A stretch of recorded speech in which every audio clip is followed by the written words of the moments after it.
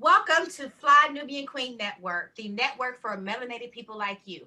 I am your host, Mary Dean Esquire at thewallstreetlawyer.com, and I am here with two beautiful, black, brilliant lawyers. We got Vanessa Olivier Esquire, former prosecutor and criminal defense attorney. And we also have Mr. Mustafa Indanusa, partner at DNIS. And today we are going to be talking with you from a legal perspective about Bill Cosby. They done let a brother out. They done let a brother loose.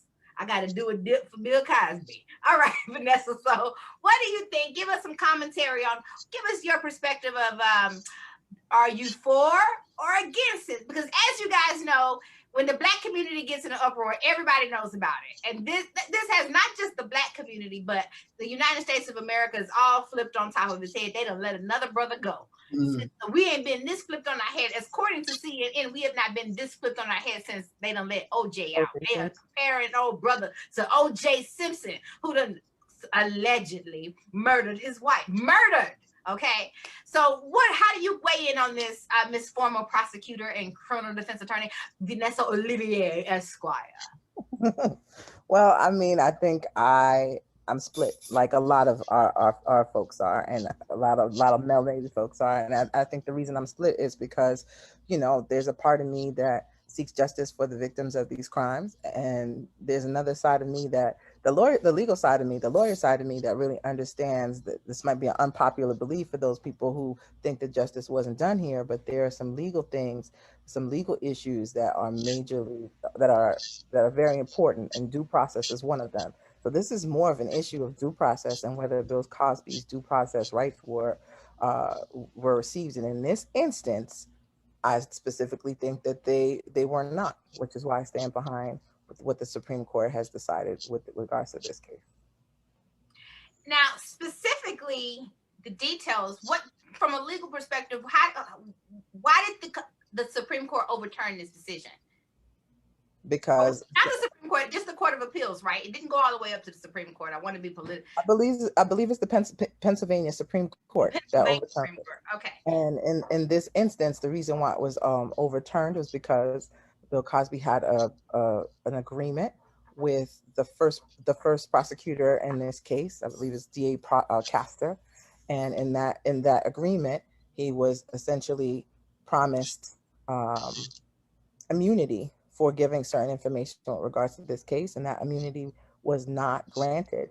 And but for that immunity being granted, he would not have admitted to certain other things with regards to this case. So in this instance, a lot of the testimony that came as a result of those initial admissions would not have probably been there. And so because he wasn't given the immunity that he was initially promised, a lot of what happened subsequently is null and void, in my opinion. Okay. Now, was this agreement made in a civil matter or another pending criminal matter? It was done essentially, I believe, if I'm, and correct me if I'm wrong, in a proper before, outside of the criminal and civil cases. It was made in conversation with the DA before the pending matters. Okay, how do you weigh in on Mustafa? So I think I'm maybe a little bit less conflicted than Vanessa, but that's because for good or for bad, I tend to just look at these things almost strictly as a lawyer in that sense. And again, it's not to take away from any of the rights that are due to the alleged victims in this matter, but I feel so I don't get, it's not even that I don't want to be emotional about it, because I can't be emotional, but it's rather just to try to keep a level head about things. I have to approach it from that perspective. And before we got on, Vanessa and I were talking about how a lot of lay people just don't know how the law works. So that's why sometimes when things happen, they're all in the uproar. How can this be? How can you let him go? Well, that's just the way the law is. And you can't have it both ways. You can't have the law working when you want it to work for defendants, and you don't want it to work for defendants at different times. It has to consistently work for people. And the times when it doesn't work is why you have this mass incarceration that we have in this country, is when the law fails people who are in the same position that Bill Cosby was. So let me get this. Okay, in the same position. So do you guys? Because he admitted to some things, right? He admitted to some things in his deposition, though, and for me, every time I looked at it, because it seems like you guys, both of you guys, have the opinion that maybe he did it. I don't want to put words in your mouth. I mean, I guess no one would know for sure, but there's this consensus that some people think he did, some people think he's innocent. He's actually innocent. So, how do you guys weigh in on that, or do you have an opinion about that one way or the other? I think the law really separates literal innocence and legal innocence. And what we're talking here is a matter of legal innocence. And with respect to his constitutional rights as a defendant, I don't think we were able to really get into the literal innocence as much as we would like to, because his due process rights weren't followed in this case. So there's procedures that have to be followed. Pause. Run that back and say that again, Vanessa. What I'm saying is we have to make the distinction here between his literal innocence, like, whether or not he really did the crime, versus legal innocence, whether or not that can be proven. And in this instance, he had certain due process rights that were violated, and it really kind of convoluted whether we could get to that literal innocence. So there's some stuff that was happening in the background, some legal stuff that really skewed the way in which this case went. And unfortunately, trying to redress it with a third trial after he was already violated of due process, the court decided that that would be further due process violation. So this is like the literal innocence I kind of put to the side as a lawyer, because I don't really think that this case was able to be tried the way that it should have because of all of the stuff happening in the background. So that's why I'm personally torn, because we have some issues between two different prosecutors, one making him a promise and the other one not keeping that promise. And those things really mucked up the way that the rest of this process went. And so I really feel like I don't know if we'll ever know or really ever get a chance to get to the bottom of this because of some other issues that happen. And that falls on the shoulders of the two prosecutors that were working on this case before we even took it to trial. Those are excellent comments by Vanessa Olivier, the former prosecutor and criminal defense attorney. And if you're looking to grow your business, please check out flynubianbusiness.com. If you're looking to better manage your money, please check out flynubianmoney.com. You can always find me, Meridine Esquire, online at thewallstreetlawyer.com. And we are here live on Fly Nubian Queen Network, having attorneys, all attorneys, everybody on this roundtable today is an attorney, and we're all weighing in on what our perspectives of the Bill Cosby being released from prison. And what about the fact that he served jail time for the past 3 years? If he was found guilty, I mean, innocent, God, get it right. If he was found innocent, what about the fact that an innocent black man sat in prison for 3 years? An old innocent black man. Well, he wasn't found innocent. And in fact, he wasn't even found not guilty. It was just as his guilty verdict was overturned. As Vanessa was saying, the difference between sort of legal innocence and sort of like real kind of innocence where the person actually didn't do it. In Bill Cosby's case, you have sort of like the third option. So in any case, if somebody's found not guilty does not mean innocent. In court, we don't answer the question of innocence because a person comes into court, a defendant comes into court with a presumption of innocence. Doesn't mean the person is actually innocent, the person didn't actually do it. It just is a presumption. And then after all the evidence has been laid out, then the jury has to make a determination whether or not they've been convinced beyond a reasonable doubt to shift that position of innocence to guilty, right? So that's not even what happened in Bill Cosby's case. He was found guilty, but then the court said because of certain due process violations, we have to overturn this guilty verdict because he wasn't really given, in a sense, a fair trial. So what happened? One of the things we kind of forget about this particular case is there were 2 trials for Bill Cosby. Remember, the first trial was a hung jury. So you had a panel of 12 people they could not come to a decision. And that says something to me. If I'm an attorney, I'm his attorney, that says to me that the jury did not believe the testimony of the witnesses, or they did not, because in this case, we don't have any like DNA, we don't have anything except just testimony of the witnesses. So the jurors themselves were conflicted about whether or not they believe the testimony of the witnesses in the first go around in the Bill Cosby case. So in terms of real innocence, can somebody glean from that maybe there was enough evidence to say that he really didn't do it? But then the second trial, more witnesses were allowed to testify in the second trial, and then we end up with a guilty verdict. Was it because more witnesses were allowed? I mean, if you ask some of the, I forget the name of that famous attorney that sometimes represents a lot of people in these type of situations, she made a comment that maybe the second go around, the judge will allow more witnesses, and hopefully we get a different verdict. And that's pretty much what happened. More witnesses equaled a different verdict for Bill Cosby. I remember that. I remember that. Which then, you know, so was he really convicted in the media first? Did he really get a fair trial? Where did all these witnesses come from? So I remember every time. So from my perspective, I feel like everybody partied back in the day. And one of the messages that I sent you guys was a repost on Instagram. And I would pull it up here, but Instagram, I can't play the video on my desktop because Instagram is made for mobile devices. So I'm going to play it for you in a second. But the post, this is what the post said. Now I am a woman, so I am no way give my disclaimer for you people out there.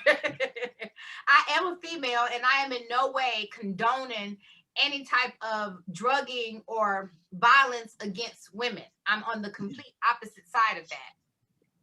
But I am also, as a person who used to be a staff attorney started my legal career as a staff attorney for aid to victims of domestic abuse.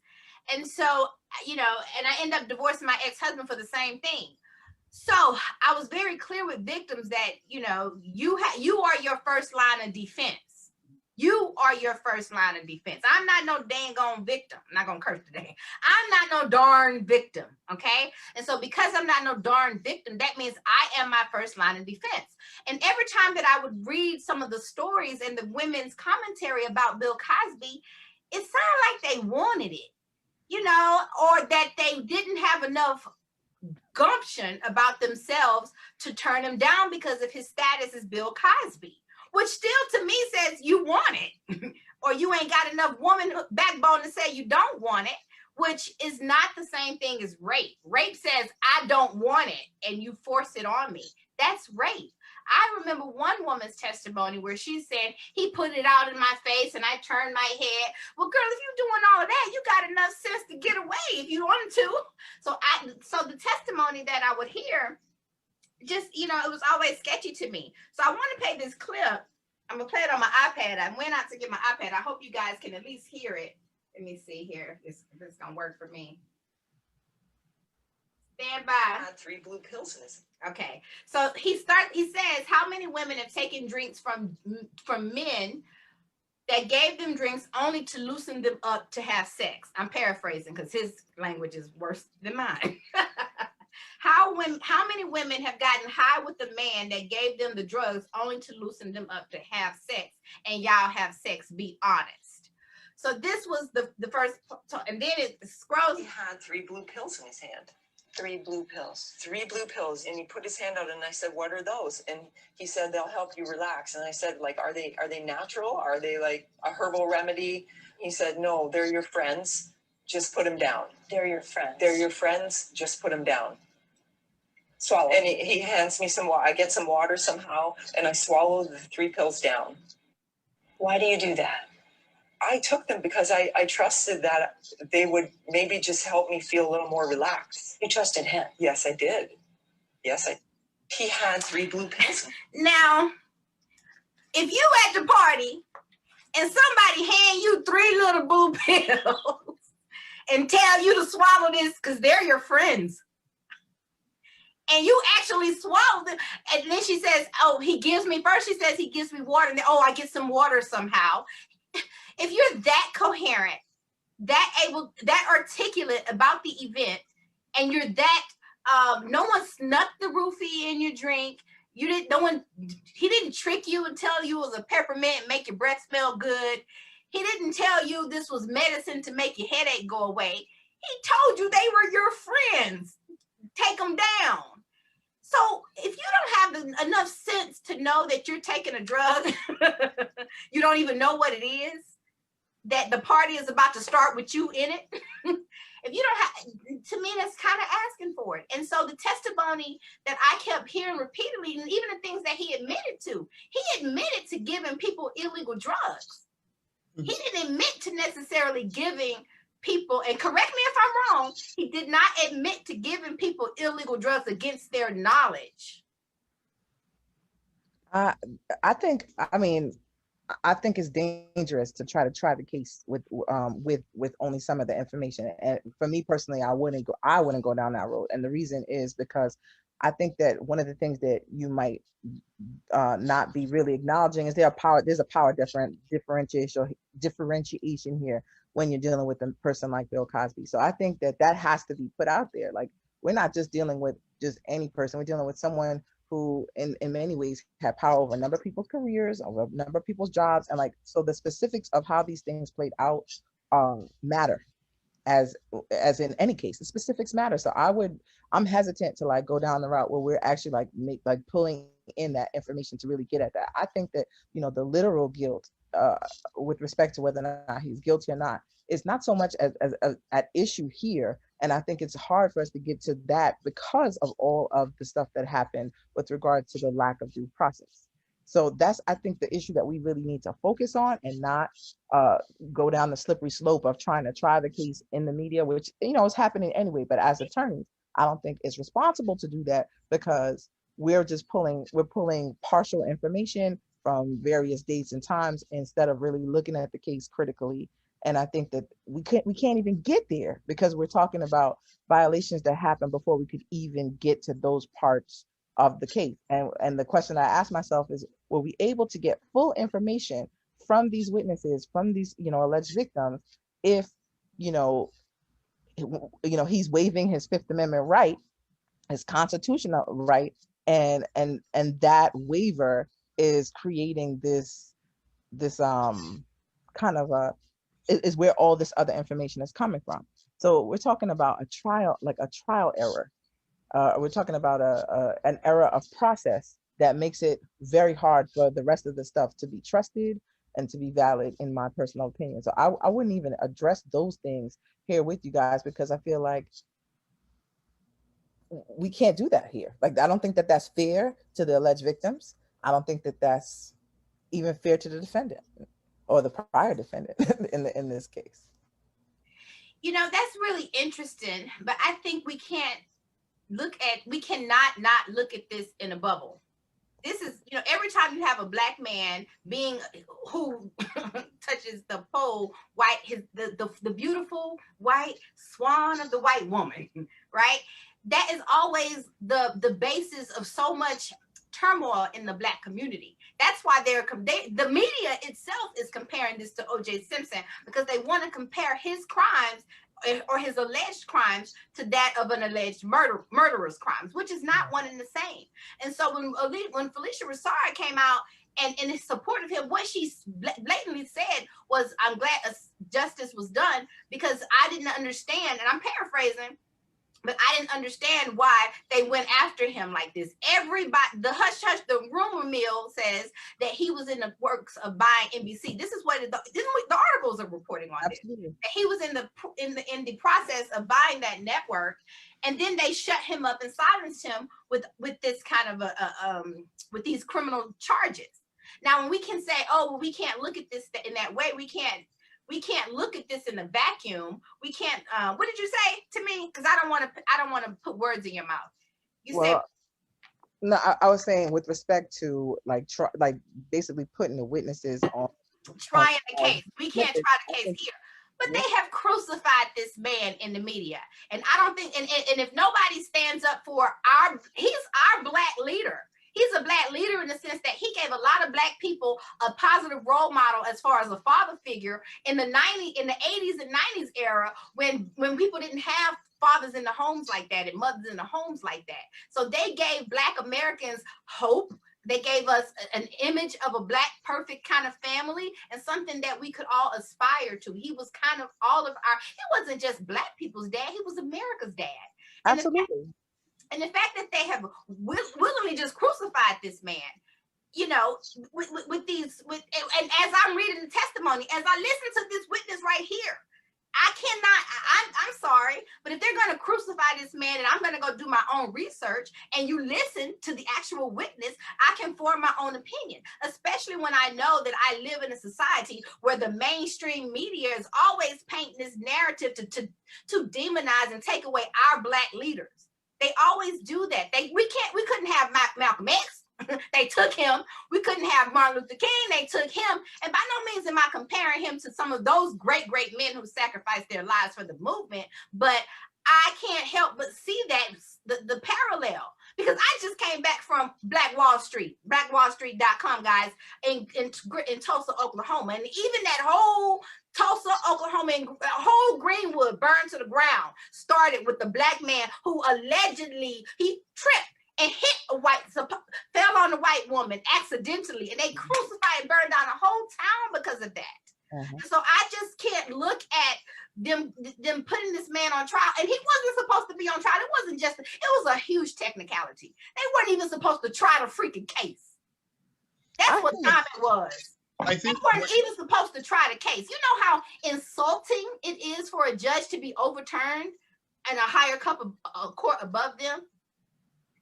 You know that. You two are attorneys. No judge ever wants to have their case, taken up to a court above their head. And when you have a case that, especially of this kind of magnitude, that goes all the way up there, and a Black man at that, and it gets overturned, to say that they weren't even supposed to try the case. So I think all Vanessa's trying to say is, because we weren't there to listen to all of the evidence, it's difficult to sort of opine on little bits and pieces. I get what you're saying, Mary, but it's difficult to opine on little bits and pieces that we hear. As a defense attorney, if I had that piece of evidence, that would be gold for me. That's something I'm going to use all day. I've done sex crime cases. I don't know if Vanessa's a defense attorney, but I don't know if she's done those cases, but I've done those cases. And those are the kind of things that you're looking for and try to use to convince a jury that maybe the testimony of the alleged victim should not be believed. As I mentioned earlier, remember there was another case, right? There was an earlier case that was a hung jury, and maybe they heard the same things, and maybe that's why there was a hung jury. And at least one juror on that case said, I just cannot reach a guilty verdict, or the reverse, I just can't reach a not guilty verdict, because we don't know which way it swung. It could have been 11 juries were saying not guilty and one was saying guilty, or the reverse, 11 jurors saying guilty and one saying not guilty, or whatever the makeup could have been. We have no idea. I think the sort of trying to connect this case to the O.J. Simpson case, as you said, he's getting crucified in the media. No idea. It's trying to connect them and make them as if they're the same type of case. They're totally different types of cases. I always joke, or at least I've joked in the past, that to me, the O.J. Simpson case is probably the most important event to have happened in Black America after the Emancipation Proclamation. Because it showed you something. If you have the money to bring together a team of lawyers that can combat what the prosecutor is saying with DNA evidence, DNA testimony, experts, you have a shot. If you don't, forget about it. Now you go to the Bill Cosby case. He had all the money. He had the experts, perhaps, if they even had used experts in his particular case. I'm not sure if there was a need for experts. I don't think there was. But the problem with his case, why the two have nothing to do with each other, why they should not connect the two, except for the fact that it's a Black man and a Black man, high-powered Black man, high-powered Black man, white women involved. That's the only similarity. But really, the two cases are completely dissimilar. You have a Bill Cosby case where he's found guilty, and in the court, as you mentioned, Mary, and as Vanessa has also mentioned, the court said this should have never even happened. How did we get to this place where this man was tried? When the prosecutor said, hey, if you give testimony you're good to go. We're not going to prosecute you. Yes. And then he did exactly that, and then turned around and prosecuted him anyway. Why? Well, maybe that's the thing for different levels of conspiracy theories. But I got a few. yeah, I know you do. But it should have never happened to begin with. I agree, and I think that that my point is exactly that, and also that it's dangerous to try the case down with just the snippets that we have, especially as lawyers. I think that we can't encourage that, and we have to encourage people really getting clear as to what is the judicial process. But as a person, as a human being, I hear you, Mary. I mean, I became in part a lawyer because of Felicia Rashad, because of the Cosby Show, and I understand how important Bill Cosby is to our community, what the legacy that he created through the shows, through the sitcoms, like everything that he worked on, his life mission, and how this criminal case really kind of, or these different criminal matters and even civil cases really kind of go like take that entire legacy, like make us all question that entire legacy to some degree. So I understand what the emotional side of that when it comes to this matter, but I think it's our responsibility as folks to like really think about the place in which we put our leaders. They're still people. You mentioned Malcolm Martin. I think one of the things that we do oftentimes is that the image of our leaders is becomes more important than who they are as like individuals. And so in this case, we have the questionable activities of one of our leaders coming into play against the legacy that he created in terms of all of the scholarships, all of the shows, all of the symbolism with respect to the Black family that his shows created, in terms of the upliftment via education through shows like A Different World and the various scholarships that he supported. Like all of those things get now questioned because he has this criminal case. I think it's very dangerous for us to conflate the two as individuals, and we have to start learning how to separate the person from the mission. And I think that's our responsibility as people, as individuals, to be very clear that leaders are still people, and just because they may be accused of something should not take away from the legacy that they lead. That's two different things, and I feel like it's very important that we look at those things separately in this case, because it's very dangerous when we try to put those two things together. If that's the case, then any of our movements can get shut down because of any kind of exposure with respect to our leaders as being flawed in any kind of way. But Vanessa, taking off the lawyer hat for a second, maybe the point also that Mary was trying to make, and I think you sort of touched on it here when you're talking about separating our leaders sort of as being these statues in our community and what they've contributed to the community versus these maybe ugly accusations against different leaders. Is look at Bill Clinton, right? He's still lionized. Donald Trump, as bad as he is, and he's been impeached, he's still walking around for nobody's really saying anything. People hate Donald Trump not because he said I'm going to be grabbing women's private parts, but because of other things. And the list is long. Our current president was accused of things, and you can even say anything about it when people try to talk about accused of pedophilia. Okay, it's all over the internet. Whatever the case might be, the list is long on many people who are not Black, who have been accused of something either equal or worse, and they're just walking around and they're still hailed. What's the name of that? The famous movie director that happened in Hollywood. No, not Woody Allen. He's living in exile in France or someplace, or Switzerland, I forget. Roman Polanski. Right, Roman Polanski was accused of raping a young girl. He's still lionized, and they still talk about his greatness and things like that. Why is it that when it comes to Black men, it's not done? It's not done. And again, it's not to make an excuse. If it's bad for white men to do it, it's bad for Black men to do it. But why is it treated in a different way when it's Black men versus when it's white men? Yep. Why do we crucify them so bad?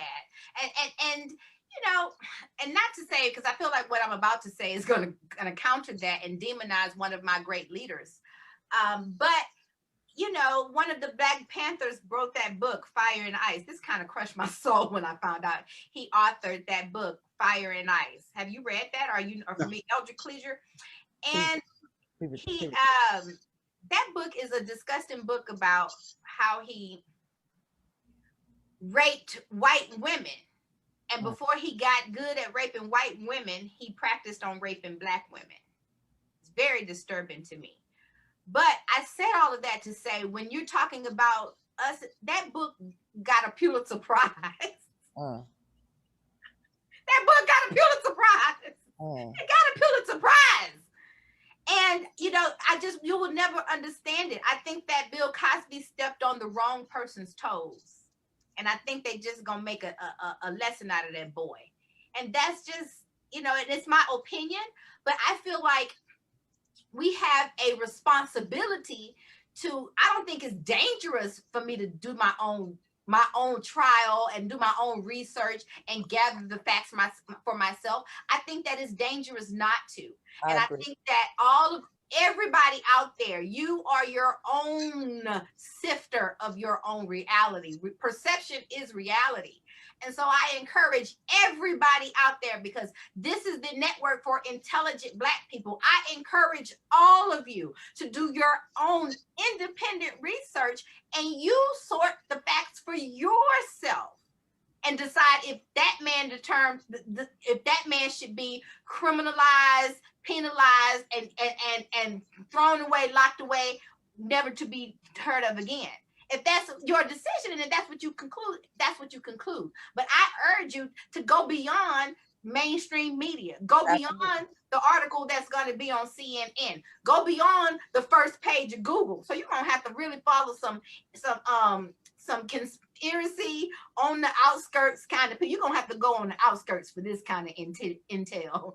But I encourage you to go there, because that's why, which is why, oh my gosh, we have networks like Fly Nubian Queen Network, the network for melanated people like you. So if you're looking to better manage your money, please check out flynubianmoney.com. Or if you're looking to better grow your business, please check out flynubianbusiness.com. You can always find me, Mary Dean Esquire, online at thewallstreetlawyer.com. And tonight, we are talking about, it's Thankful Thursday. I almost forgot going on Bill Cosby for so long. But every Thursday, Thankful Thursday, you're going to find me here on Fly Nubian Queen. And first and foremost, I chose Thankful Thursdays because you got to find some things to be thankful for. So I'm going to be thankful that they done gave us back one of our heroes, and he ain't dead, God forbid. Malcolm X, Martin Luther King, rest in peace. May your souls stay in my heart forever and ever. Amen. And but I'm gonna be thankful that we got one back out. I'm gonna be thankful for that. But I want to ask my guest today, because it's so many times we get on these channels and we get in this space of Black empowerment, and I remember so many people always pointing out all the problems in the Black community, and I wanted to go kill myself after that. And because I didn't feel, it made me feel worse. I came in this group to be empowered, and I walked away feeling worse. So I said, this is going to be Thankful Thursday, and I want to speak thankfulness and things to be thankful for over your lives. I want you guys to get in the habit of that, because the more that you are thankful and you find things like muscle memory, like learning an instrument, learning, getting fine, muscle memory. The more you start being thankful and continuing to saying you're thankful, you will get back more and more things to be thankful for. So all that being said, Vanessa Olivier, former prosecutor and former criminal defense attorney. What are you thankful for? I'm thankful for this conversation. I'm thankful to speak to colleagues that I am very proud of, and that I believe are doing very good work. I'm thankful that we are on this platform letting folks know that there are people who look like us, think like us, out here doing this work, and that we don't necessarily always agree with one another, but we're out here making sure that not only that justice is served, but that, that it is served on behalf of our people as well. So, I think that I'm just grateful to be in the room with you two. I'm grateful to be able to have this platform and to be able to create our own platforms, to be able to continue these conversations, because what you said is so important. We need to delve deeply into these things. And it's okay if you agree with us, if you disagree with us, but it's even better if you do your own work, if you delve into why this is happening legally, like part of why I became a lawyer is when I saw these issues come up for me, you know, the question I asked myself, if not me, then who? And if the people that don't look like me, you know, if people who look like me aren't doing this, well, then I have to be the one to stand up to do it. I never complain about something until I take steps to make it better. And I'm thankful that I'm amongst good people who are doing the same. And I urge the rest of you out there to also do that. Step into it. Don't wait for the leader. Become that leader. Don't wait for the answers. Seek them. Seek out the questions. Seek out the answers. Make sure that you are doing the work. Do the work. Well said, Butterfly. Mustafa, what are you thankful for? First of all, I want to say I'm thankful that Mustafa got on that snippy little bow tie. Hey, and now. I'm thankful that I actually chose to wear the bow tie too. Woo-hoo-hoo. So I'm thankful for family, not just my sort of my close-knit family, but also the extended family, the extended Black family, which I see is well represented here. I listen to the Fly Nubian Queens from time to time, listen to Voice Watkins from time to time. Actually, I think almost every single day. Now I think about it, it's not from time to time, it's actually every day. And I'm glad to see more networks. In the last year or so, and I don't know sort of what sparked it, I've been listening to a lot more, and if you want to say Black thought, Black thinkers, Black speakers, much more, and seeking them out. So what you say, you have to do your own investigation. And listen to what people in our own community have to say about certain things rather than always listen to people who are not Black. Not that I can't listen to that, but it's important that our community seeks out people from our own community and get our own opinion. And as Vanessa said, it's okay if you disagree, as long as you're having a conversation and continue the conversation. Mm-hmm. And my thing is, it takes nothing. It takes nothing for them to plant stuff on you. We know all too well about how they planted drugs in the Black community, about how and that's why, you know, as Black people out there, I want to caution you, my Black brothers. I understand that because of slavery, sometimes because he wrote about this in Fire and Ice, that there is this and there is this white woman is put on the pedestal. Like, you know, I've been really I've perfected the white woman tears. I know how to whip out some white woman tears when I need them. Okay, I got some white woman tears. They work. They telling you they work. But so I guess that there's this desire to, you know, have her or woo her, or part of it is you rape my sister, you rape my mama, you rape my woman, so I'm about to fuck yours. And so there's that sometimes that some Black men go through and kind of get out there and dog them and do what they do. But I caution you because it seems to me that that's some expensive wop. That is some expensive wop. And when I say it's more than money, like Greenwood, Black Wall Street, and that was a situation. I don't even know if they were dating or not when it came to Black Wall Street in that situation, or if it was literally he just tripped on her, or they were good. We don't know. The stories are kind of muffled when it comes to that. But at the encounter, we do all know that he only tripped and accidentally fell on the poor young lady and was accused of rape. And there's all these countless stories of where there was consensual sex and the Black man loses his life because he touched that white woman. So I would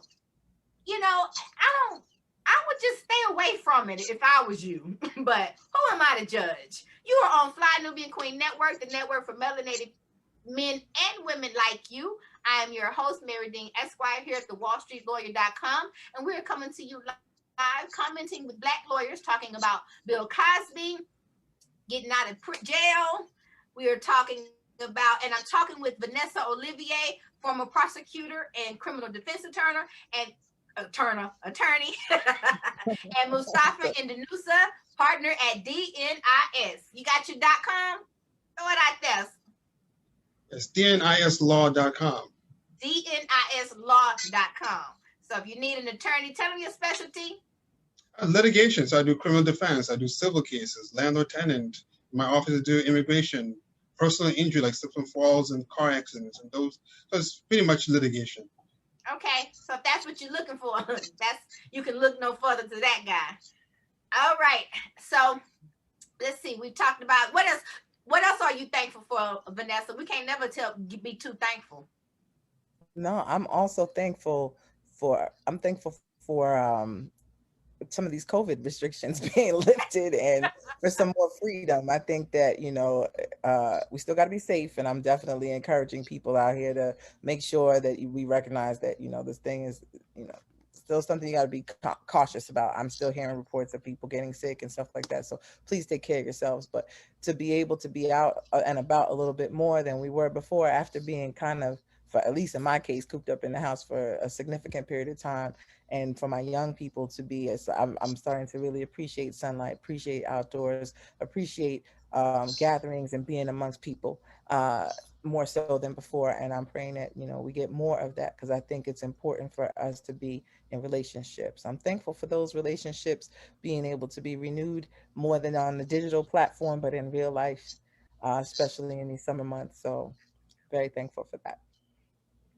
That's a good one. Give us one more, Mr. Bowtie.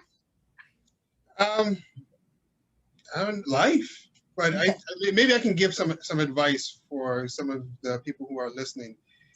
Since we're talking about Black thought in this particular program and what you're disseminating and providing for people, what I try to encourage people to do when they listen to the media or listen to anybody is don't listen to somebody that tells you what to think. Listen to someone that tells you how to think, because then you're able to sort of segregate what is truth, what is lie, if you have sort of like some principles on how to think about things, rather than someone always just throwing information at you and you're just always soaking it up and just eating whatever they're dishing out to you. You don't stop to think, well, why should I believe this? Does this make sense? Or if this makes sense for this particular situation, well, why would it make sense for another situation? Right? So going back to the Bill Cosby situation, if, as the court said, this kid should have never happened, that he was promised something, and despite the promise, the prosecutor went and prosecuted him anyway, even though it was a successor to, I think it was Castro, right? It was a successor. Still, it was a promise that was made to him. No matter what I may think about Bill Cosby, good, bad, indifferent, well, that doesn't seem right. So why is it that people are upset that he got out of jail when it doesn't seem right what happened to him? And if this is what our system is all about, then we have to always be consistent. So that's why I encourage people to listen to people that teach you how to think, not people that tell you what to think. People that tell you what to think are very dangerous. Well, let me tell you what I think. No. I want to follow up on the stuff. I just want to say that I know a lot of our folks, especially, seeing everything that's happening with police brutality in the news. Like, I think that sometimes the legal system is just jumbled into these set of rules that people feel like, they don't, not only do they not understand, but that, it's used one way one day and changed the next. And I think that is the assessment that I hear from a lot of people, is just like, these rules that seem to be applied in different ways to different people. I hear that all the time. And I especially hear that from people who look like me. And I feel like, it's really important to do your due diligence and understand exactly what's happening on a procedural front. I think a lot of times, a lot of us have gotten tired of seeing what appears to be the rules applied one way for one set of folks and differently for us. And I understand those frustrations. I live those frustrations. You know what I mean? I make my career choices based on, those frustrations affect me just like they affect all the lay folks, not lawyers out there. But I do understand the importance of understanding those procedures before, we decide to just throw up our hands. Like, we really do have to do our best to understand. And that's a part of what our responsibility, I think, as lawyers. So tune into these kind of networks, ask those kind of questions of your lawyer friends. Like, I know I'm one of those people. If people ask me, I try to really explain it, because I really do want people to understand those procedures. So when it comes time to decide who we want to place in positions to either keep those procedures going or change those things, we have an understanding. We know what to ask those folks. We know what to ask our representatives, or we become those representatives ourselves.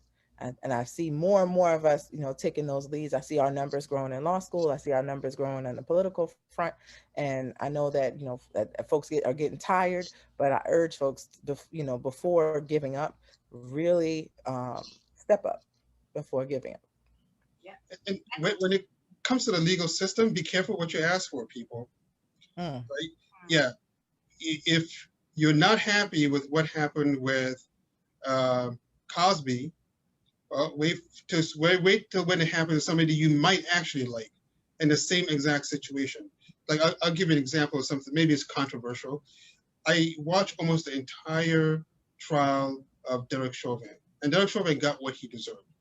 However, there were a lot of things that were very disturbing to me about what happened in that case. So people were happy. Great, was happy. No problem. He was convicted. No problem. But it's some of the things, the way that we got to the conviction, like some of the testimony that was given during his trial, that I'm like, that just doesn't seem right. One of the testimony is like the spark of life testimony. I don't know if you heard that during the trial, when his girlfriend came and she gave testimony about dehumanizing him. And people liked hearing that. They're like, oh, this is really going to get to tug to the heart of the jury.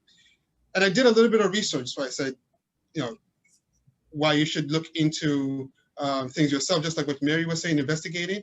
So I did a little research into the spark of life testimony. It happened because there was a Black man that was accused of shooting or killing a cop. And during the trial of this Black man, the prosecutor gets up, and Vanessa, I don't know if you know the story, but you'll be shocked when you hear the punchline for the story. The prosecutor gets up and is doing his opening statement, I believe, starts talking about the police officer, his family, or whatever, and he chokes up, starts crying. And of course, the defense attorney jumps up and says, what the hell is this? The prosecutor has done this many times. Why are you, the prosecutor, choking up while you're giving this testimony about this man's background and his life? And it went up to the highest court in Minnesota, and the court basically said that it was okay. It was okay because a person, the victim in that particular case, the police officer that was dead, it's not just bones and sinew and blood and whatever. This person should be humanized. This person has a spark of life. Now, it sounds, to the average person, it sounds like that's a good thing. We should humanize a person. But how many Black men went to jail in Minnesota and elsewhere because of the spark of life testimony, which in my opinion is irrelevant. Whether you humanize a person or you don't humanize a person, what does that have to do whether or not this man that's sitting here actually killed that person? Why do I need to hear that? If the person actually did kill this person, then there should be enough evidence to convict him. We shouldn't have to rely on tugging onto the emotions of the jury. So it might look good when it's being used against Derek Chauvin, but how many Black men went to jail because of that same principle? And I saw that over and over again, many times during the Chauvin case. Yes, we applaud it, but how many Black men and women got the same thing used against them? So be careful what you ask for because of the legal system.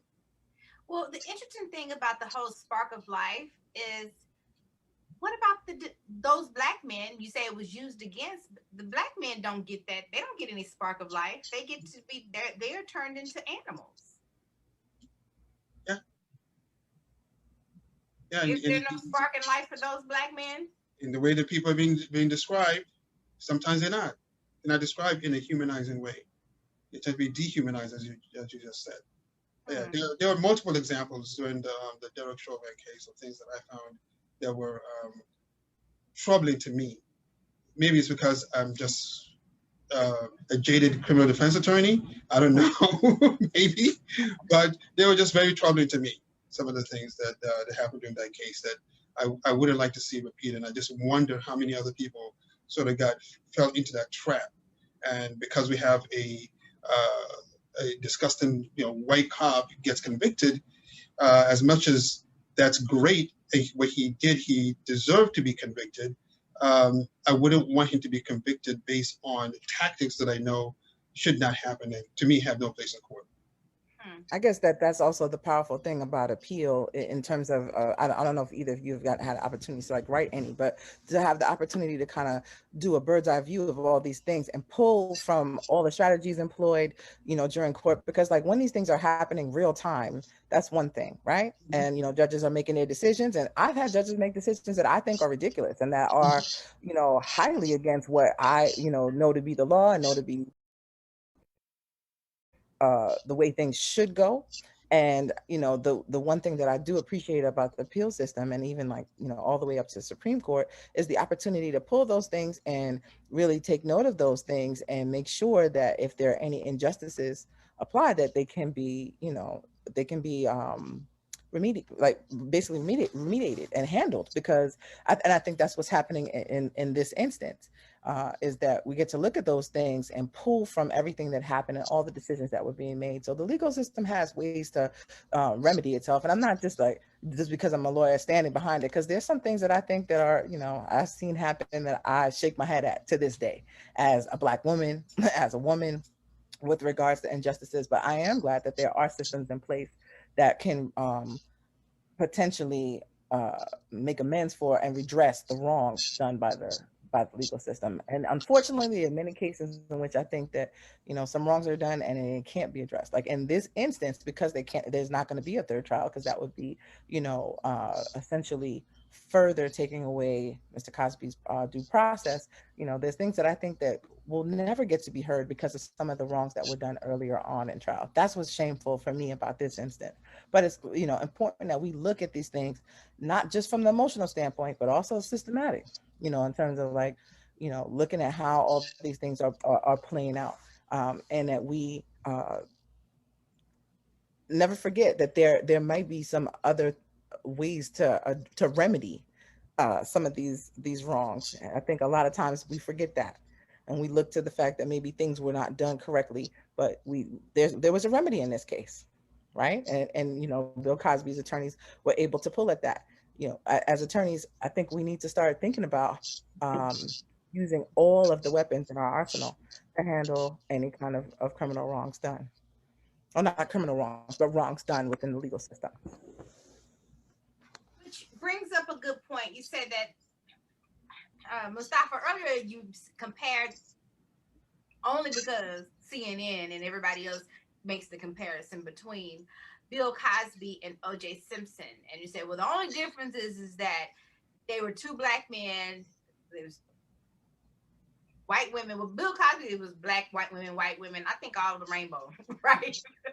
Multiple. I think up to 60 different, if my memory serves, about 60 different women. Yeah. Wow. Yeah, that's what. Wow. And the question is, how do you get to so many women now, and you didn't find all these women earlier? Well, all it takes is one to come out. Sometimes that's the one that you need, is that has the courage to come out, is what gives the other women courage. With was Harvey Weinstein, it was just that one woman was the first one. Interestingly, Harvey Weinstein had has assaulted many other powerful women that never came out.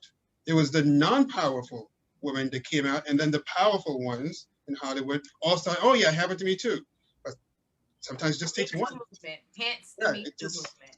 It just takes one for people to feel encouraged. I think it's important to note that simply because there was a delay in time does not make the story any less true. It's very, very, very common that women who are victims of sexual assault do not say anything. Sometimes they blame themselves. It's too embarrassing to say something.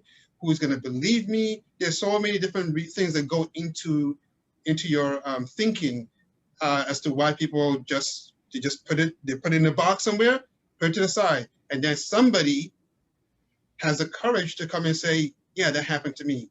And then you open that box. You finally feel the courage to actually open that box and say, yeah, it happened to me too. Yeah, same thing.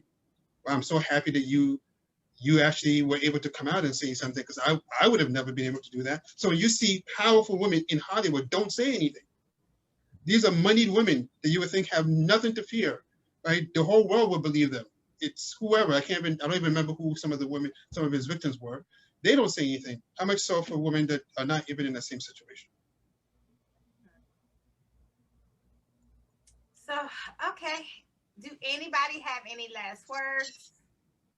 Any last words for our viewers out there in Fly Nubian Queen land? When I go to trial, sometimes, and I learn a lot of trial techniques from either watching trials or from sometimes from my opponents. One of the things I tell the jury during jury selection is that when you're inside a courtroom, it's totally different than being outside of the courtroom. So it's a whole different world.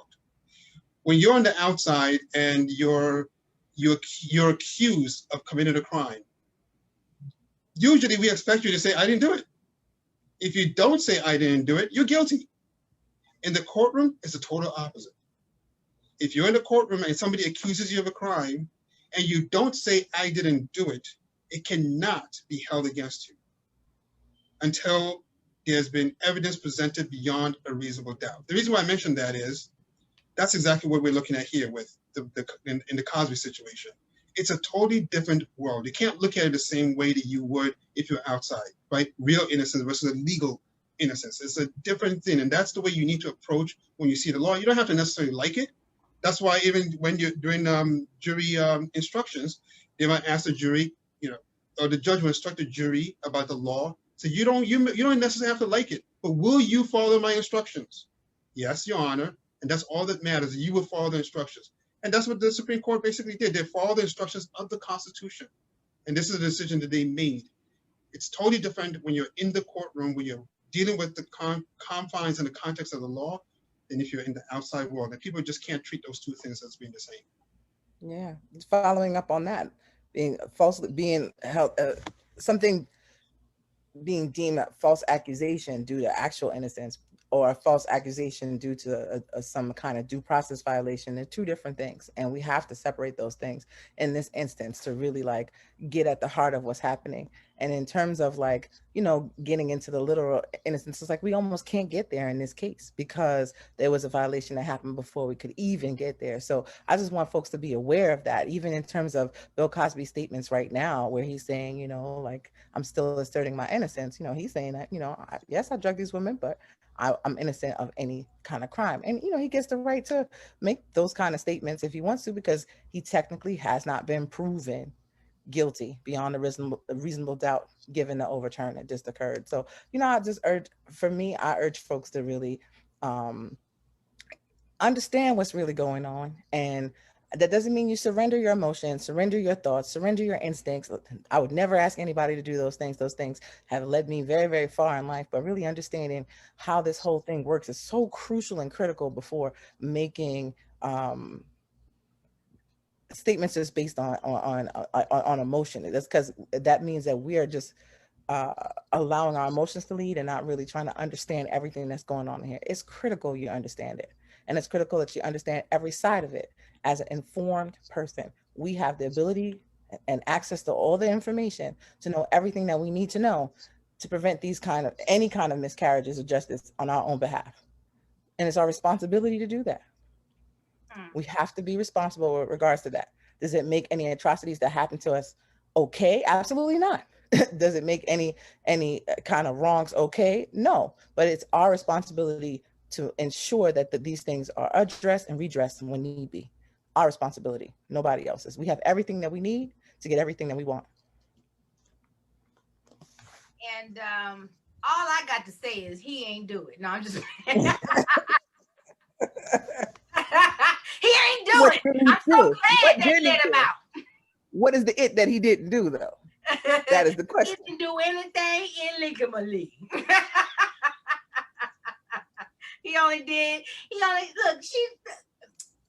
I played the video. I did my own 5 minutes worth of research. No, I've been doing research along the way and following it, but I say he ain't do it. And even if he did do it, he ain't do it. No, I think there's some things that he did do and admitted to doing, but I think it's important to think of the context of the time, and all that other information. The question is, if he did it, we all did it. I definitely didn't do it. I definitely didn't do it. I didn't do it, but if I I'm just did, saying, like, can we even get to that when we're not ensuring like the most even playing field with respect to the law? Well, I'm That's glad the you issue. keep saying that. We can't even get to the fact of discussing his innocence or not, because the case was thrown out, right? It was Overturned. what happened? the case was overturned. However, it was The only conviction, yeah. overturned because we weren't even supposed to be having this discussion to begin with. That's the got you. We say we can't even get to his to debate his innocence or his guilty. The truth is, we were never even supposed to be talking about it because he had already signed a deal with the prosecutor and all that back in the day. So the fact that they tried it anyway, despite that, to risk being overturned by a court of higher authority tells me that it's some funny business going on here. I can't ignore that. They ain't gonna let no brother out not that brother if they ain't do nothing wrong. So we're not even supposed to be discussing his guilt or his innocence. That man was supposed to be at home in his bed these past 3 years. I think he paid that woman $2 million for touching her titty or something like that. Expensive. Huh? I think it was 3.5 million, something like that. Ooh, that's an expensive titty. That's all I got to say about that. I think that we're supposed to. I disagree on that one. I think we're supposed to be discussing it, but I think that we really need to make sure that the process that's being used makes sense and is working so that we could get to the heart of these issues. And that's the problem. I mean that he was never supposed. This case was never supposed to go to trial. That's why it got overturned. It was never supposed to go to trial. It wasn't, because it was never supposed to go to trial. So that means you can take from this moment and go back all up until the trial, all right before the trial. None of that was supposed to happen. The legal I hear you, but was Castor really supposed like no one's really like getting at the heart of these immunity deals, right? In terms of like what is leading DAs to make these kinds of deals. Like I mean I've seen them, I'm aware of them, and I think that we're shining a light on Cosby, but we need to be shining a light on the DA in terms of like when is it appropriate to use these kinds of deals. Typically, my understanding is we use them in order to catch a bigger fish than the fit. Like we allow immunity in order to do some further inquiries, and we give one person an opportunity to be immune so that we can maybe catch someone else or find out any additional information. But is that what was really being done here? And we could probably never know, because some of these things are, I don't want to say above our pay grade, but there's other things that's happening that we might not be aware of. But yeah, that's where I really want to shine my lens right now into like why that was even done in the first place. Well, this is what Castro said. The district attorney finds insufficient credible and admissible evidence exists upon which any charge against Mr. Cosby could be sustained beyond a reasonable doubt. A conviction under the circumstances of this case would be unattainable. That's why Castro does not move forward with the prosecution initially, and then said, well, I think that Constant has a better chance in a civil suit, so we're not going to prosecute Cosby, but he will have to then testify at the civil suit, which is what he did. He testified, he gave testimony at a deposition in which he admitted to having used Quaaludes as a sedative to engage women in sex. He didn't actually say that he used it for the purpose without their knowledge, but he did admit to using that. And that's the testimony that was then used against him, along with the many different witnesses in the subsequent trial in which he was convicted. As I said before, in the initial trial, there was only one additional witness to Constant that was allowed to testify. The court in the initial trial, that judge, refused to allow all the other multiple witnesses. But in the second trial, they were allowed. Thank you for that recap. Yeah, thank you. So again, we recognize that he never admitted to drugging women illegally. This is why he keeps proclaiming his innocence. From what I perceive, is that he's saying he partied. He partied with women. He partied. That's what they say. People that do them hard drugs, they party. So they partied. He partied with these women, but nothing was never not against their will.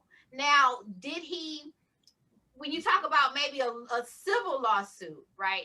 Did he use his position sometimes in a way to get women to have sex with him, right? I remember, like I said, I remember one lady who sucked him off before he walked in the green room before he goes on stage.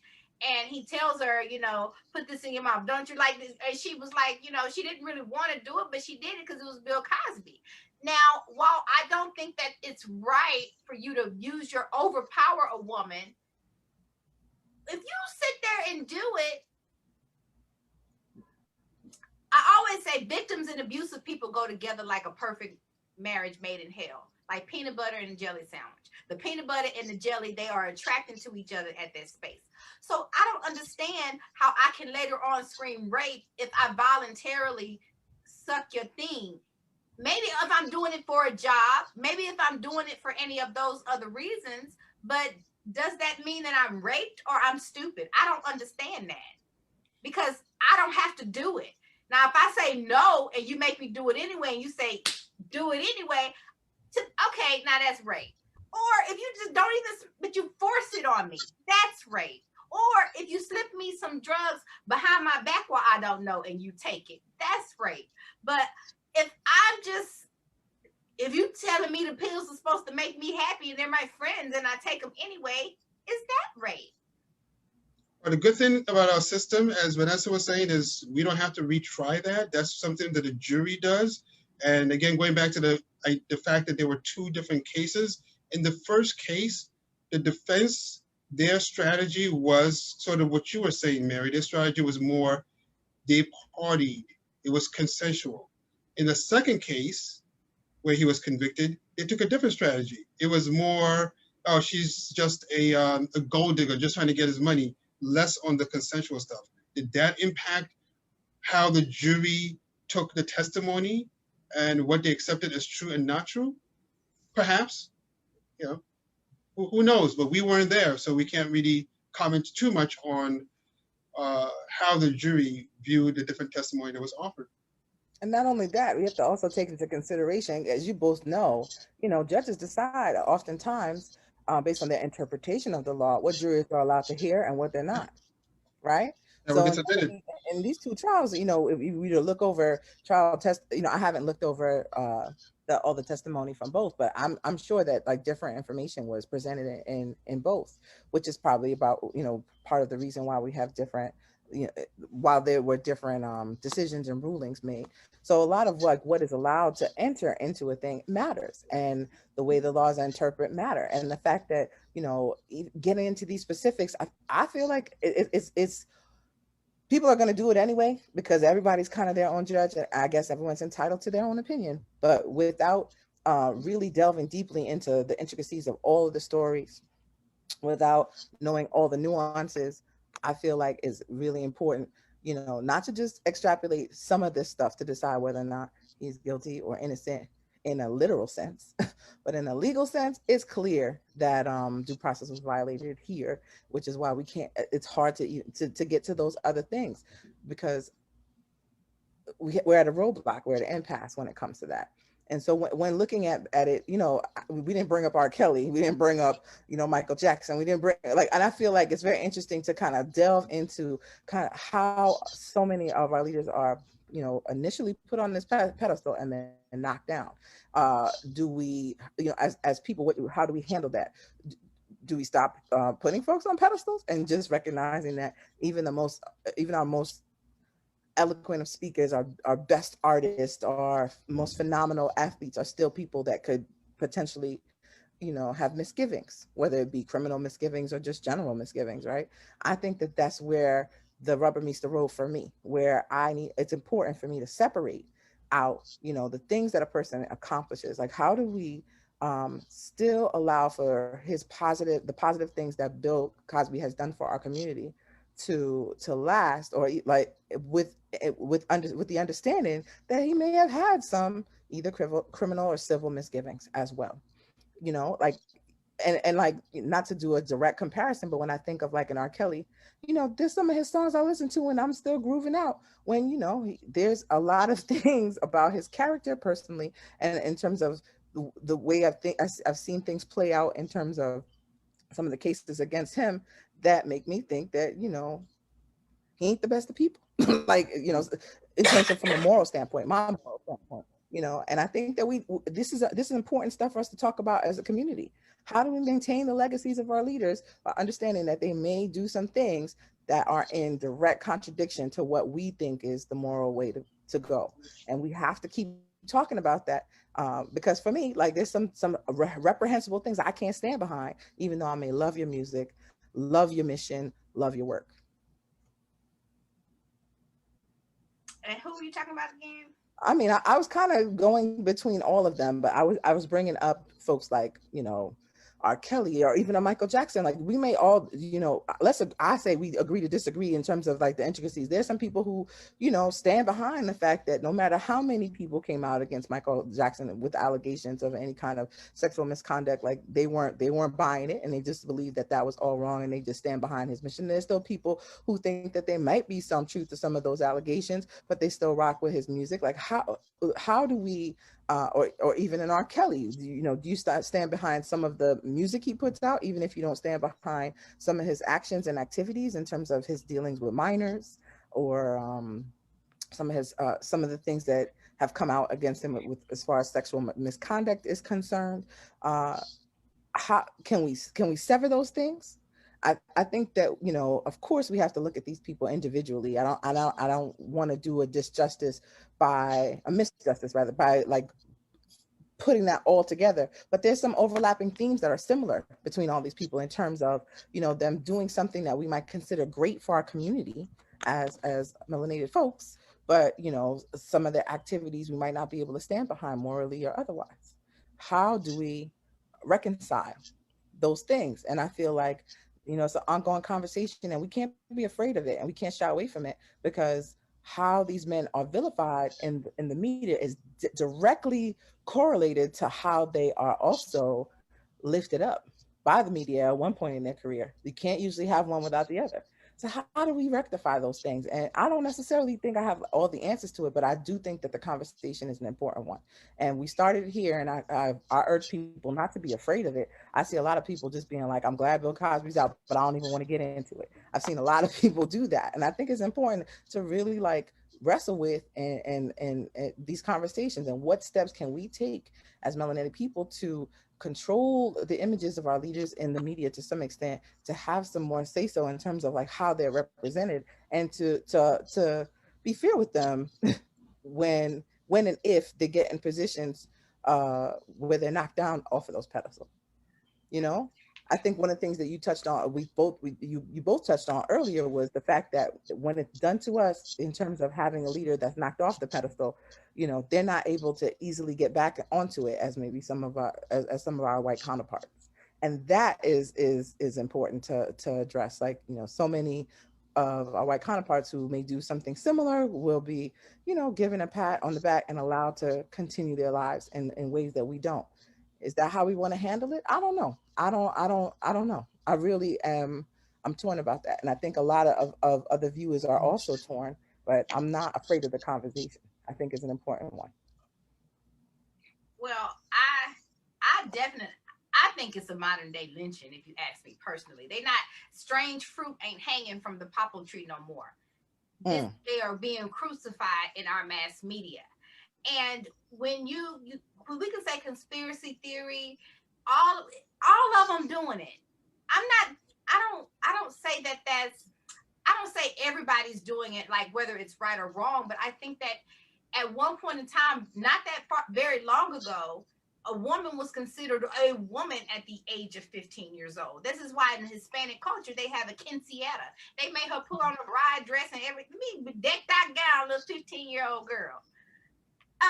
And so it has always been that by the time women are our age, we're supposed to be considered has been washed up and old maids. Really and truly. So you were at your prime in your that was your baby making season, was your teenage years. This is what it's always been back in the day. I didn't make that up. This is how it was. Didn't Elvis Presley mess with a little girl? Didn't he marry her? Priscilla, she was a minor. They don't why is he not vilified? Why is his music not banned? Why was he not in prison? And so that's where you reconciling. He married her. It was accepted. It was not a big deal. But when these other people do certain things, it is vilified to the point of public lynching, in my opinion. Why? Why does these other people get away with so many things, and then when someone who has this kind of complexion do it, why are they being? Because I feel they will use whatever they can to take us down. That's they say this, and I've heard someone say we have to stop telling ourselves that in order, when you're a black person, you have to be 10 times better than your white counterpart. Mm-hmm. You have to stop telling black people that, because we have got to stop perpetuating that narrative for ourselves, speaking things into existence. So we need to start speaking the equality that we want to see. Even if you don't see it, speak it and you will see it. I digress. But when you think about it from that perspective, to me, that is exactly what that illustrates to me. That is exactly why people are saying, well, when they did it, no one said anything about it. This was common. This was what they did. Just like when we think about the crack epidemic of the 80s, look, they tried to make it seem like it was just only black people. And I went back and was doing research, because I dealt with a lot of drug abuse and misuse in my family. So I was always interested in the drug culture. And I remember watching this documentary on drugs back from the 60s all the way back. And it was very interesting to me that they had in a Time magazine back in the 60s, 70s, when roaring, everybody was doing drugs. And they had a martini glass on the cover with cocaine in it. And in an article, they wrote about cocaine. And in the article, in the Time magazine, the article said that cocaine was no more addictive than potato chips. Literally. But this was just indicative of how everybody was doing it. Everybody they was joking about it on Saturday Night Live. It's almost like if you weren't doing it, you didn't know, you couldn't be in America at the time, because you wouldn't get the inside jokes on Saturday Night Live. You wouldn't understand the culture. You wouldn't be in the disco era. You couldn't do all of that stuff because you weren't partaking.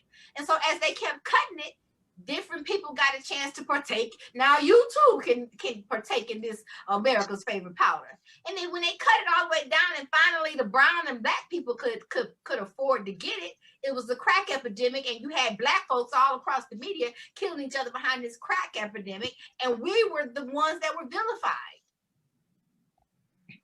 We got the harsher crimes. So they finally cut America's favorite drug all the way down so that you poor people can now get it. And now we're going to throw you under the bridge. We're going to hit you with everything we got if you get sucked into it. It's a trap.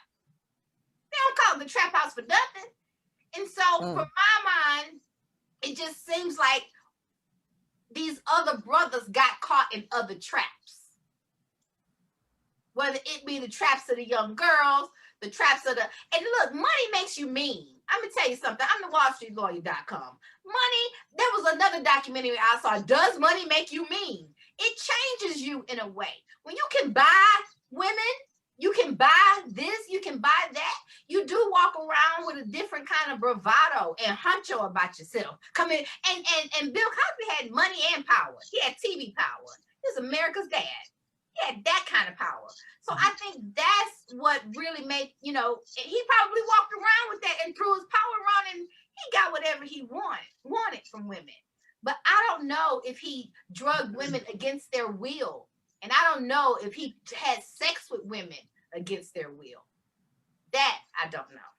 And I think it'd be hard for us to ever know. I mean, you touched on a lot of really important things, and I don't think I could get to all of them. But in terms of like the comparisons, and that's what I was saying in terms of like, you want to compare the crack epidemic and all of the harsher sentences that we dealt with versus how meth is being handled, and how it's something that the legal system is really trying to redress by looking at programs and trying to help people, and and the folks who are showing up in court to deal with those crimes I'm not saying that all of them are predominantly white, but a number of them are. And I feel like, those things are being handled differently. And you've mentioned those things, and you talked about those disparities, and disparities are real. Like in terms of disparate treatment, like this is real. The uh, there's been overwhelming statistics to prove that in terms of that, and how the legal system is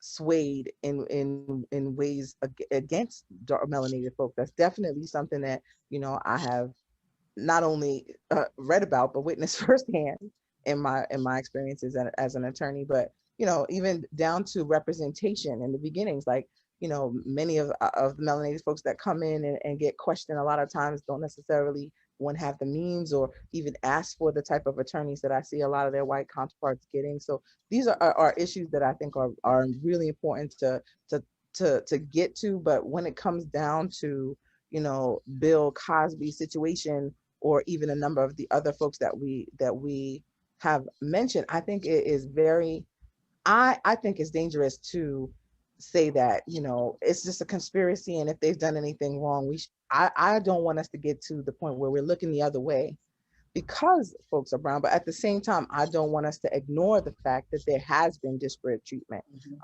over the course of time. So I think it's very important to be sensitive to the fact that we have over history been treated disparately by the law. That is, I think that there's enough evidence out there to show that. But at the same time, I don't think that we want to necessarily go the other end of the spectrum and not not ensure that when we do something wrong, it's redressed, it's addressed. I think that's important, that we have to look at both of it, both sides. We can't just say, oh, it's a conspiracy, a conspiracy, so we shouldn't have to deal with the choices that we make. You know what I mean? At the same time, I chose to become a prosecutor because I thought it was just as important for brown and black faces to be represented, to take care of victims, because many of us are alleged victims in many of the crimes as much as we are the defendants.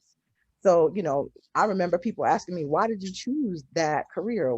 How could you go against your community? And I'm just kind of like, it didn't make sense to me, because I was just like, as much as we might be the defendants, we are also victims of crimes. And I feel like we get to be protected on both ends. Our due process rights as defendants get to be protected, and so do victims who've been actually violated. And I don't want to leave them out of the conversation, but just because our system has been disproportionately egregious to defendants that look like us. Mm-hmm. Anything you want to say, Mustafa? I think Vanessa said it all. Yeah, and I do want to be sensitive to the victims. I think that sometimes, because I have worked with victims and because I was a victim at one point, the only way that you can make a victim is someone who is overpowered, like a baby, right? Or a child, or someone who just doesn't have enough power to fight for themselves. And so the only way that you cannot be a victim is to declare that you have enough power to fight for yourself. And so you can't, in working with victims, I find that you kind of can't have it both ways. If I let the victims come into my office, which we would often do, the victims would come in and they would cry on our shoulders, and we would, the big bad bully, let me go in court and take you away from this bully and give you all the money and some support that you need to help you get yourself together. You get away, you big bad bully.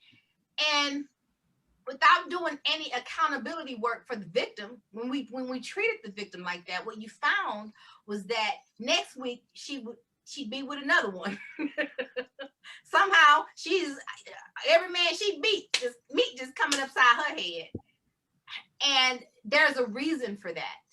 And if no one has enough balls to have these women be accountable for themselves, then they lose the opportunity for self-growth, so that they do not have to be a victim. And the first thing in saying I'm not a victim is that I am strong enough to speak up for myself, that I have my own voice, that I am my first line of defense, that I can say no, or I can fight back, and I can do for myself, and I am strong, and I am powerful, and I can. You have part of that is either you're gonna be a victim, meaning that you're weak, you can't take up for yourself, you're less than. And if I can't see that these in the situations, if I don't hear that from the woman, or if I don't hear that in your testimony, there are some women that are especially young children that are taken at a point where they don't have the ability to speak up for themselves, and they don't have the ability to fight back. Or when women are trying to fight back because the male aggressor is that much bigger and stronger and power than her, he overpowers her and takes advantage of her. If I don't hear the take advantage part and the overpowering part, then I don't know. I think it's important to empower. Like, I don't disagree with you about empowerment of victims, but I don't think that should in any way stop us from making sure that people who do harm to these women pay for it. I think that we have to separate those issues. Like, and I don't think that and I think it's important not to further victimize victims because they can't necessarily learn how to step into their power, because that's a process, Mary. You know what I mean? Like, and I feel like not everybody that's why we're here, and that's why this system exists the way it does, because that's a process that not everyone's ready for, or that, you know, some people just can't, as you mentioned, children, or, you know, folks that are it's not just physical power differentials. We're also talking about relationships. You know, sometimes student teacher, like we have, there's a lot of nuances to this. So talking about it generally, I think, you know, I know we're talking about specific to Cosby, Pastor, clergy. there's a lot of sensitive, yeah, and those things matter. Clergy, that's why. Oh no, you don't went too far. You don't use God. But that's why, as you know, that even the legal system takes into consideration those power differentials when making those decisions as well. Some of those special relationships play out in the legal system. But yeah, that to me is separate and apart from, if a person does wrong, they need to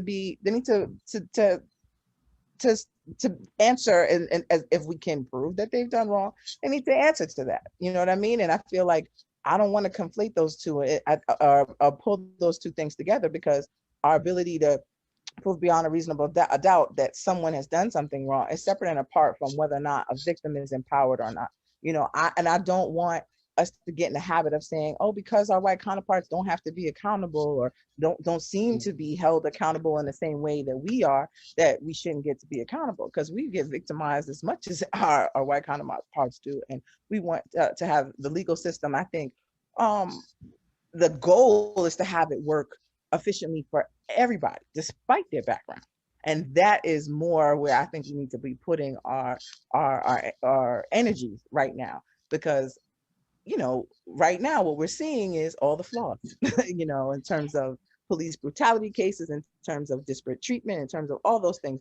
Those are the things that get highlighted, especially when we have these kinds of like results where, you know, after 3 years, this man can be released before completion of, I think it was a 3 to 10 year sentence, which, you know, some could argue he did his time anyway, because I believe he was. I know, poor thing. Depending how you look at it.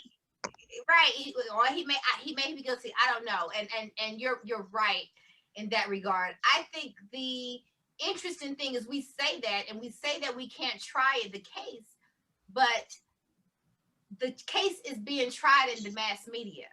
It is. In the court of public opinion. And so that's where that's not fair. If let's say he keep proclaiming his innocence, look, they knew they was taking the pills. They knew they was giving me sloppy toppy. They knew what they was doing. So he's keep proclaiming his innocence. Is this fair to him to have to? Let's say if he is innocent, I don't know. Only God can judge. But if he is, this old man done sat in jail for 3 years. And he's been tried guilty. He has been tried as guilty in the court of public opinion. There is not anybody. The reason why people are split down the middle is because some people are really, really convinced that he is guilty. He's guilty. Guilty. That's why everybody is in such an uproar, because they already believe that the man is guilty. So I don't know if that's fair. On the flip side, though, you know, I'm gonna be on the flip side in terms of, is it fair that the people who accused him of any kind of wrongs now may never have their full story told because the prosecutor made a deal with him and gave him immunity without, I'm sure, without consulting many of these women who were alleged victims of this man, and gave him immunity before we could even really get to the true heart of everything that happened here. I feel like that's important to recognize. Like when the system is working at its best, and whatever that is, then we can get at the heart of the story, because we're following all the steps to be able to allow these voices to be heard, to be able to allow testimony to be given, to be able to allow all the sides to be able to prove what it is they want to prove and disprove what it is they have to prove. We couldn't even get to that here. And that's the real injustice, in my opinion. Decisions were made, and that stopped the flow of things being able to go the way that it would have maybe been able to go if that agreement, that plea deal was, well, not plea, but that immunity provision wasn't offered and given before we even got to trial. So, I mean, in my opinion, we kind of have to look at like all the levels and the layers of this and go back to how these decisions are being made. Because, God forbid this were to happen again. At what point, who do we hold responsible at the various levels of this? Because right now, I'm shining a light on the prosecutorial dealings beforehand, because these kind of dealings happen in a lot of cases. Some come to light and some never come to light. And it's important that we actually take a look at that, because do we want that to be the way in which justice or injustice is plays out? You know what I mean? These backdoor dealings are important to look at.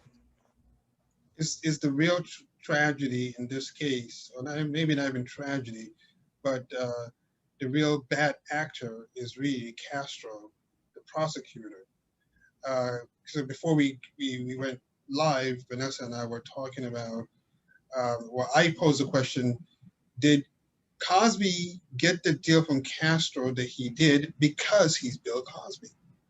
Had he been somebody else, he wouldn't have gotten that deal.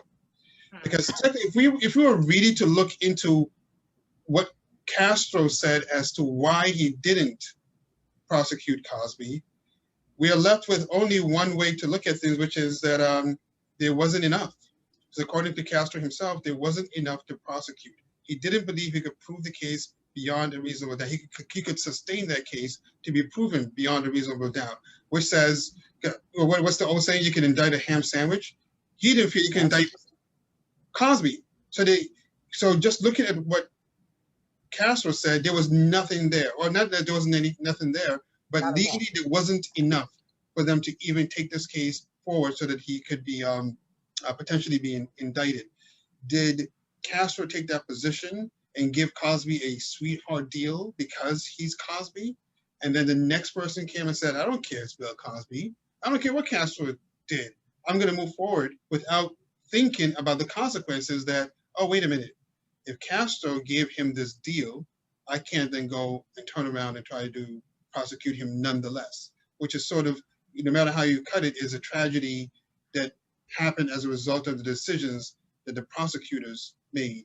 The decision that the Castro made in terms of not prosecuting Cosby, and then the decision that was then made subsequently in prosecuting Cosby, despite the fact that he had been given a deal. And so, can you say that one more time? Did you say that the Castro decided not to prosecute Cosby because he didn't have enough evidence? Yeah, that's the language that I was reading before. Castro's, he wasn't even something formal. It was really informal. It was like in a press release. He said the district attorney finds insufficient credible and admissible evidence exists upon which any charge against Mr. Cosby could be sustained beyond a reasonable doubt. If you just look at that language, this is what Castro, the initial 2005, when the crime was just 1 year old, right? Castro says there wasn't sufficient credible and admissible evidence to sustain this case beyond a reasonable doubt. And if a prosecutor, if we had to take Castro at his word, if a prosecutor believes that there isn't enough evidence to prosecute a case, then the prosecutor has an ethical obligation not to prosecute the case. Absolutely.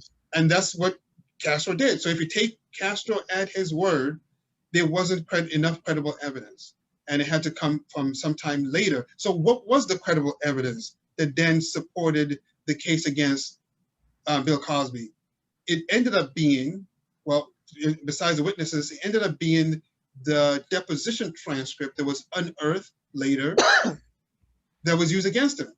That deposition transcript had to be unsealed by the federal court so that the new prosecutor could use it against Cosby. Okay.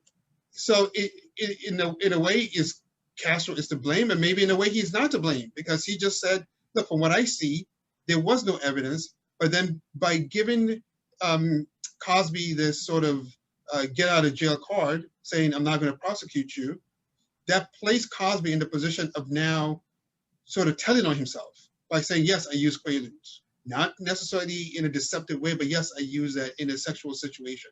And then that evidence ended up being used against him. And now we find ourselves in this situation. So that is interesting. That's an interesting thing to say.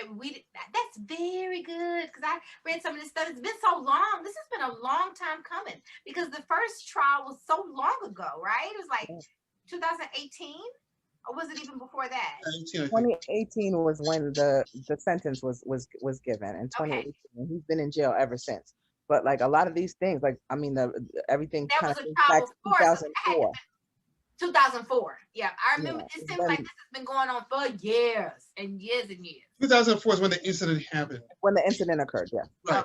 Okay. 2005 is when Castro said, I'm not going to prosecute. Then 10 years later, the new prosecutor, I think it was Risa Furman, I think is her name, said, well, let's unseal this deposition transcript from his civil case. Let's find out what he said. And then once they found out what he said, well, now let's prosecute him based on his own admission. I think it was Kevin Steele that was the new DA that took on the matter. I hope I'm not incorrect, but I believe it was Kevin Steele. And I think that they even brought it up like close to the point where the statute of limitation had almost run out. So the timing of all these things are very interesting, and it doesn't make for a clean case. And there are a lot of parts of it that definitely raise eyebrows and red flags. So I'm definitely, as an attorney and as a layman, just looking at it like, absolutely, there's no denying of any of that. But yeah, I think that it's important to kind of like really kind of look at these nuances, because they are definitely buried under the surface. Hearing that breakdown from Mustafa, who's done this so eloquently, you guys, remember that Mustafa is partner at NDIS with DNIS.com, right? Absolutely. DNISlaw.com. DNISlaw.com. He's a litigation specialist, and as you can see, he broke down his trials so very eloquently for us. So he got me convinced that this was a public lynching. No, I'm just kidding. And you are tuned into Fly Nubian Queen Network, the network for melanated people like you. I am your host, Mary Dean Esquire, here at thewallstreetlawyer.com. And we have been discussing Bill Cosby. We've been discussing it for a while. Now I'm going to let these good old lawyers go, because I know y'all got plenty of work to do. But absolutely, I'm going to bring them back again, because I really appreciated this litigation dialogue. My lawyer brain is just all feeling all good on the inside. Kind of like how my grandma used to feel in church when she would get happy. That's how happy I am right now. I have enjoyed this time with you. I want to thank you guys for being my guests tonight. And is there any final words that you want to have for our people out there in TV land, internet land? Thank you for having us. Thank you for opening this dialogue. And I hope that other people chime in, join in, do their own research. And yeah, we appreciate the platform and the opportunity. Thank you. Okay. Bye-bye. Bye. Good night. Good night.